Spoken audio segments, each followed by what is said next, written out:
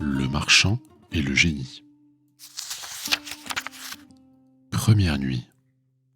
Sire, il y avait autrefois un marchand qui possédait de grands biens, tant en fonds de terre qu'en marchandises et en argent comptant. Il avait beaucoup de commis, de facteurs et d'esclaves. Comme il était obligé de temps en temps de faire des voyages pour s'aboucher avec ses correspondants, un jour qu'une affaire d'importance l'appelait assez loin du lieu qu'il habitait, il monta à cheval et partit avec une valise derrière lui, dans laquelle il avait mis une petite provision de biscuits et de dattes, parce qu'il avait un pays désert à passer où il n'aurait pas trouvé de quoi vivre. Il arriva sans accident à l'endroit où il avait affaire, et quand il eut terminé la chose qu'il y avait appelée, il remonta à cheval pour s'en retourner chez lui. Le 4e jour de sa marche, il se sentit tellement incommode de l'ardeur du soleil et de la terre échauffée par ses rayons, qu'il se détourna de son chemin pour aller se rafraîchir sous des arbres qu'il aperçut dans la campagne. Il y trouva, au pied d'un grand noyer, une fontaine d'une eau très claire et coulante. Il mit pied à terre, attacha son cheval à une branche d'arbre et s'assit près de la fontaine, après avoir tiré de sa valise quelques dattes et du biscuit. En mangeant les dattes, il en jetait les noyaux à droite et à gauche. Lorsqu'il eut achevé ce repas frugal, comme il était bon musulman, il se lava les mains, le visage et les pieds et fit sa prière.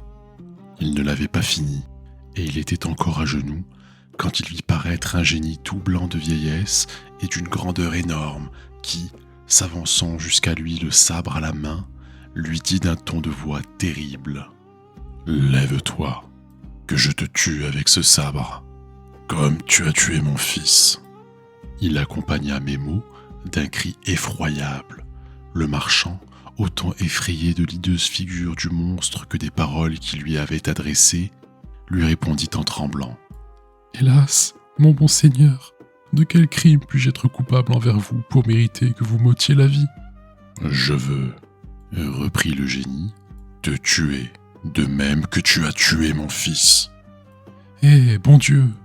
repartit le marchand. « Comment pourrais-je avoir tué votre fils ? Je ne le connais point, je ne l'ai jamais vu. »« Ne t'es-tu pas assis en arrivant ici ? » répliqua le génie. « N'as-tu pas tiré des dattes de ta valise ? Et en les mangeant, n'en as-tu pas jeté les noyaux à droite et à gauche ? » ?»« J'ai fait ce que vous dites, » répondit le marchand. « Je ne puis le nier. »« Cela étant, » reprit le génie, « je te dis que tu as tué mon fils, et voici comment. Dans le temps que tu jetais tes noyaux, mon fils passait, il en a reçu un dans l'œil et il en est mort. C'est pourquoi il faut que je te tue. »« Ah, mon seigneur, pardon !» s'écria le marchand.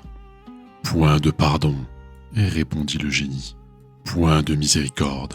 N'est-il pas juste de tuer celui qui a tué ? » ?»« J'en demeure d'accord, » dit le marchand. « Mais je n'ai assurément pas tué votre fils, et quand cela serait, je ne l'aurais fait que fort innocemment. Par conséquent, je vous supplie de me pardonner et de me laisser la vie. »« Non, non, » dit le génie en persistant dans sa résolution. « Il faut que je te tue, puisque tu as tué mon fils. » À ces mots, il prit le marchand par le bras, le jeta la face contre terre et leva le sabre pour lui couper la tête. Cependant, le marchand, tout en pleurs et protestant de son innocence, regrettait sa femme et ses enfants et disait les choses du monde les plus touchantes. Le génie, toujours le sabre haut, eut la patience d'attendre que le malheureux eût achevé ses lamentations.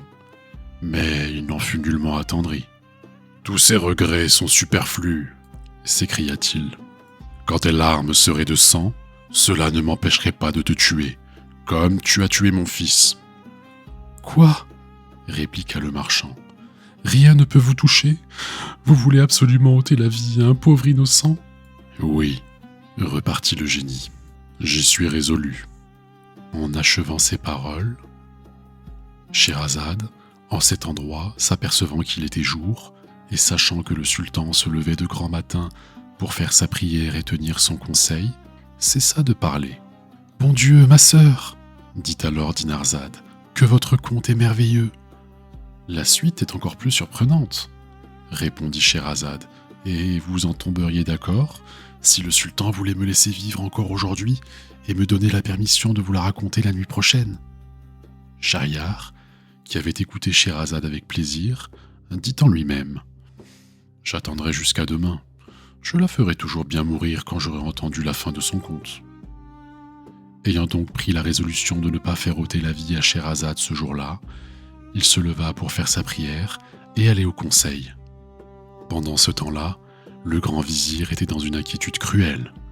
Au lieu de goûter la douceur du sommeil, il avait passé la nuit à soupirer et à plaindre le sort de sa fille dont il devait être le bourreau. Mais si dans cette triste attente il craignait la vue du sultan, il fut agréablement surpris lorsqu'il vit que ce prince entrait au conseil sans lui donner l'ordre funeste qu'il en attendait. Le sultan, selon sa coutume, passa la journée à régler les affaires de son empire, et, quand la nuit fut venue, il coucha encore avec Scheherazade. Le lendemain, avant que le jour parût, Dinarzade ne manqua pas de s'adresser à sa sœur et de lui dire : « Ma chère sœur, si vous ne dormez pas, je vous supplie, en attendant le jour qui paraîtra bientôt, de continuer le conte d'hier. » Le sultan n'attendit pas que Scheherazade lui en demandât la permission. « Achevez, » lui dit-il, « le conte du génie et du marchand. Je suis curieux d'en entendre la fin. » Scheherazade prit alors la parole et continua son conte dans ces termes. Deuxième nuit. Sire, quand le marchand vit que le génie lui allait trancher la tête, il fit un grand cri et lui dit : « Arrêtez, encore un mot, de grâce. Ayez la bonté de m'accorder un délai. Donnez-moi le temps d'aller dire adieu à ma femme et à mes enfants, et de leur partager mes biens par un testament que je n'ai pas encore fait, afin qu'il n'ait point de procès après ma mort. Cela étant fini, je reviendrai aussitôt dans ce même lieu me soumettre à tout ce qu'il vous plaira d'ordonner de moi. » « Mais, dit le génie, si je t'accorde le délai que tu demandes, j'ai peur que tu ne reviennes pas. »« Si vous voulez croire à mon serment, répondit le marchand, je jure par le Dieu du ciel et de la terre que je viendrai vous trouver ici sans y manquer. »« De combien de temps souhaites-tu que soit ce délai ? » répliqua le génie. « Je vous demande 1 année, repartit le marchand. Il ne me faut pas moins de temps pour donner ordre à mes affaires et pour me disposer à renoncer sans regret au plaisir qu'il y a de vivre. Ainsi, je vous promets que demain, en 1 an, sans faute, je me rendrai sous ces arbres pour me remettre entre vos mains. »« Prends-tu Dieu à témoin de la promesse que tu me fais ? » reprit le génie. « Oui, répondit le marchand, je le prends encore une fois à témoin, et vous pouvez vous reposer sur mon serment. » À ces paroles, le génie le laissa près de la fontaine et disparut. Le marchand, s'étant remis de sa frayeur, remonta à cheval et reprit son chemin. Mais si d'un côté il avait la joie de s'être tiré d'un si grand péril, de l'autre, il était dans une tristesse mortelle lorsqu'il songeait au serment fatal qu'il avait fait. Quand il arriva chez lui, sa femme et ses enfants le reçurent avec toutes les démonstrations d'une joie parfaite. Mais au lieu de les embrasser de la même manière, il se mit à pleurer si amèrement qu'ils jugèrent bien qu'il lui était arrivé quelque chose d'extraordinaire. Sa femme lui demanda la cause de ses larmes et de la vive douleur qu'il faisait éclater. « Nous nous réjouissons, disait-elle, de votre retour, et cependant, vous nous alarmez tous par l'état où nous vous voyons. Expliquez-nous, je vous prie, le sujet de votre tristesse. »« Hélas, répondit le mari, le moyen que je sois dans une autre situation, je n'ai plus qu'1 an à vivre. » Alors, il leur raconta ce qui s'était passé entre lui et le génie, et leur apprit qu'il lui avait donné parole de retourner, au bout de l'année, recevoir la mort de sa main. Lorsqu'ils entendirent cette triste nouvelle, ils commencèrent tous à se désoler. La femme poussait des cris pitoyables, en se frappant le visage et en s'arrachant les cheveux. Les enfants, fondant en pleurs, faisaient retentir la maison de leurs gémissements. Et le père, cédant à la force du sang, mêlait ses larmes à leurs plaintes. En un mot, c'était le spectacle du monde le plus touchant. Dès le lendemain, le marchand songea à mettre ordre à ses affaires et s'appliqua sur toute chose à payer ses dettes. Il fit des présents à ses amis et de grandes aumônes aux pauvres. donna la liberté à ses esclaves de l'un et de l'autre sexe, partagea ses biens entre ses enfants, nomma des tuteurs pour ceux qui n'étaient pas encore en âge, et en rendant à sa femme tout ce qui lui appartenait, selon son contrat de mariage, il l'avantagea de tout ce qu'il put lui donner suivant les lois. Enfin, l'année s'écoula, et il fallut partir. Il fit sa valise, où il mit le drap dans lequel il devait être enseveli. Mais lorsqu'il voulut dire adieu à sa femme et à ses enfants, on n'a jamais vu une douleur plus vive. Il ne pouvait se résoudre à le perdre. Ils voulaient tous l'accompagner et aller mourir avec lui. Néanmoins, comme il fallait se faire violence et quitter des objets si chers. « Mes enfants, leur dit-il, j'obéis à l'ordre de Dieu en me séparant de vous. Imitez-moi, soumettez-vous courageusement à cette nécessité et songez que la destinée de l'homme est de mourir. » Après avoir dit ces paroles, il s'arracha aux cris et aux regrets de sa famille. Il partit et arriva au même endroit où il avait vu le génie, le propre jour qu'il avait promis de s'y rendre.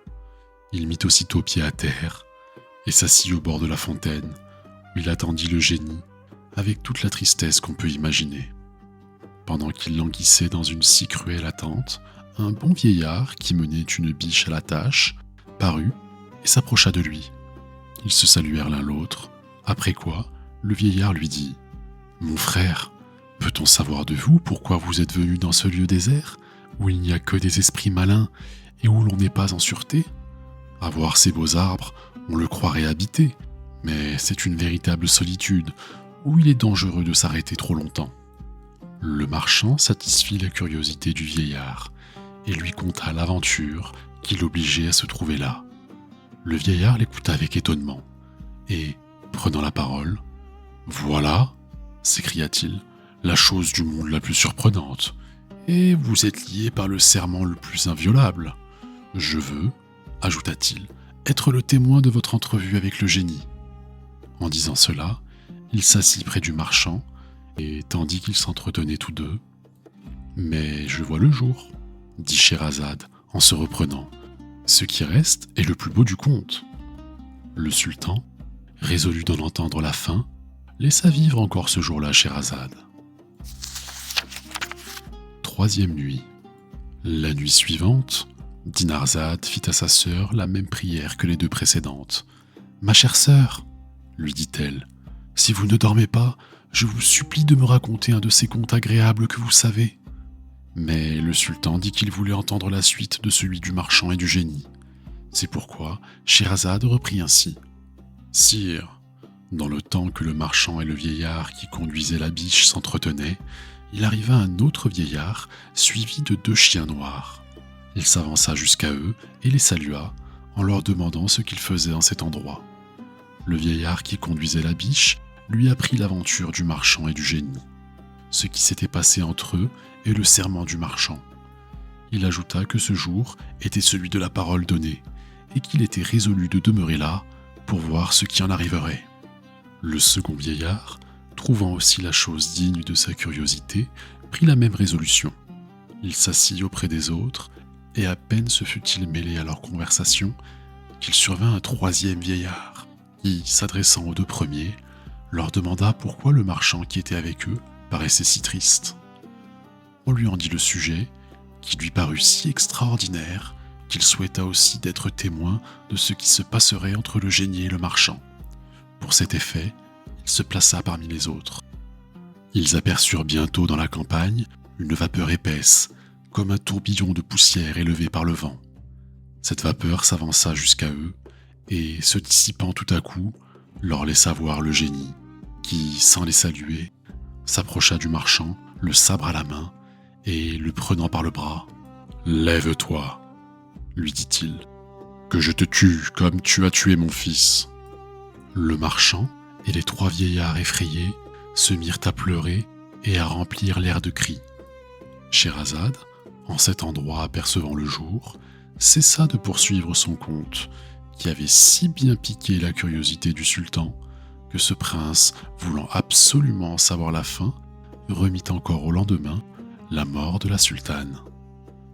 On ne peut exprimer quelle fut la joie du grand vizir lorsqu'il vit que le sultan ne lui ordonnait pas de faire mourir Scheherazade. Sa famille, la cour, tout le monde en fut généralement étonné. 4e nuit. Vers la fin de la nuit suivante, Scheherazade, avec la permission du sultan, parla dans ces termes. « Sire, quand le vieillard qui conduisait la biche vit que le génie s'était saisi du marchand et l'allait tuer impitoyablement, il se jeta aux pieds de ce monstre et, les lui baisant, « Prince des génies !» lui dit-il, « Je vous supplie très humblement de suspendre votre colère et de me faire la grâce de m'écouter. Je vais vous raconter mon histoire et celle de cette biche que vous voyez. Mais si vous la trouvez plus merveilleuse et plus surprenante que l'aventure de ce marchand à qui vous voulez ôter la vie, puis-je espérer que vous voudrez bien remettre à ce pauvre malheureux le tiers de son crime ?» Le génie fut quelque temps à se consulter là-dessus, mais enfin, il répondit. « Eh bien, voyons. J'y consens.